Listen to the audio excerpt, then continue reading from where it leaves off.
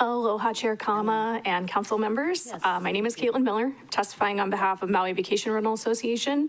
We strongly oppose Bill 9. I do stand on my written testimony, which has a lot more information in it, but I appreciate the opportunity to speak to here today. This bill does not guarantee that any housing will be converted into long-term rentals or will be made affordable to local families. But what it does guarantee is harm to local residents and harm that risks deepening the very crisis this bill claims to address.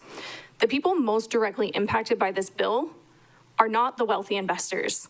They are local working families, cleaners, property managers, contractors who have built their lives and livelihoods around legal short-term rentals. And yet, in this entire conversation, they've been treated as collateral damage if they're acknowledged at all. If this policy is truly about housing, then I have to ask, what was the plan before the fire? Because Maui's housing crisis didn't start on August 8th of 2023. We were already in trouble.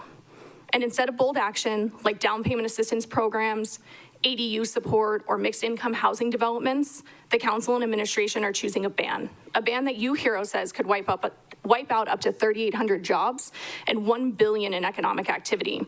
A ban with no proven track record of success. Just look at South Lake Tahoe and New York City, or even look to our neighbors on Oahu, where the STR ban has failed to improve housing affordability or increase long-term rental supply in places like Kailua and the North Shore.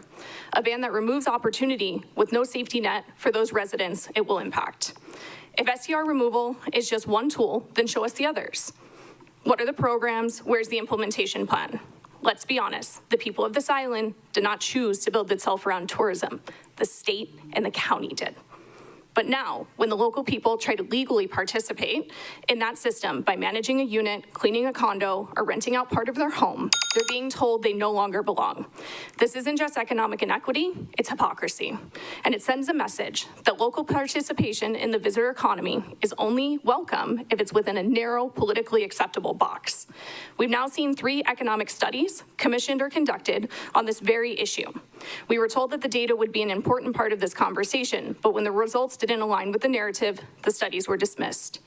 So we ask you, pause the legislation, pilot the programs that support local homebuyers and renters, protect the jobs and tax base that fund the very housing solutions we all want. Mahalo for your time. Thank you.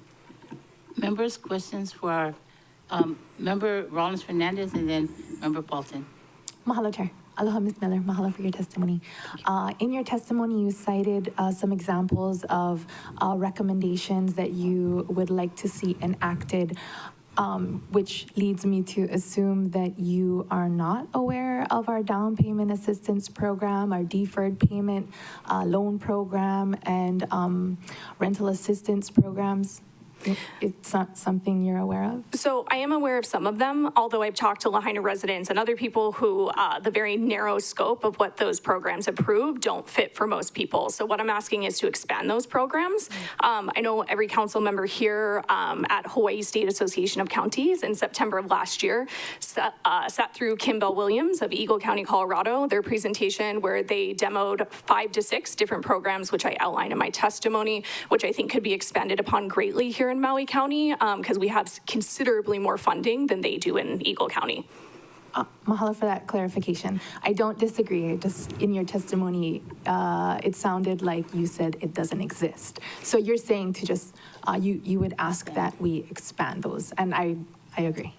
Thank you, yes. And I think one of the other things that Ms. Bell recommended at the HSAC conference was a voluntary deed restriction program, which we are piloting on Molokai this fiscal year. Mahalo. Mahalo. Yes, I do outline that in my written testimony, but 3 minutes isn't a long time.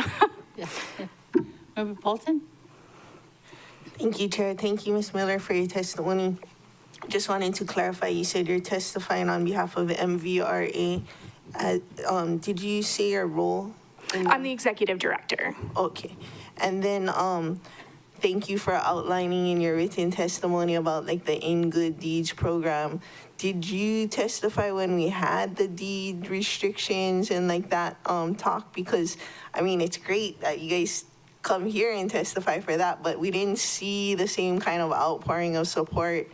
And you know, we're 5, 8, and 10 years, and In Good Deeds like was talking about in perpetuity yet. So I just was wondering Yeah, and my apologies, obviously, if I missed that opportunity to do that. MBRA is my part-time job. I do have 2 other jobs in order to support my livelihood here in Maui County. So if I missed an opportunity, I deeply regret that, to be honest with you. I do agree as well that deed restrictions should be in perpetuity, not in a short amount of time.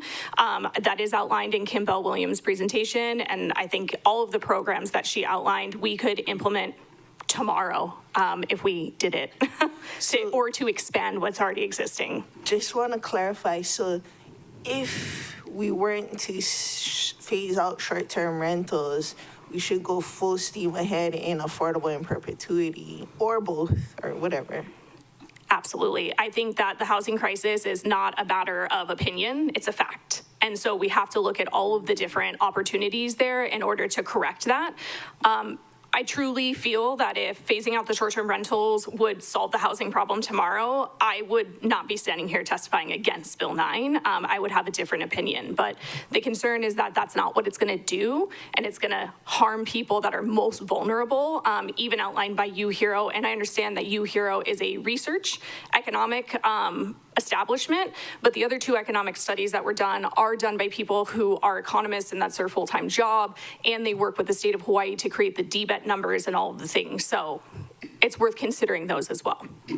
Yeah, and it would be helpful if everybody that supports those deed in perpetuity would come when we have that, because it feels like they only come out when this is up. I think that part of that is just that there's an overwhelming amount of not understanding the process, right? And so if information was more readily available, I think in a digestible way, maybe more people would show up, right? I don't know if that's more Instagram stories or however to reach a certain age demographic of person that is working more frequently, right? And doesn't necessarily check their email all the time for the council hearing updates. Thank you. Thank you.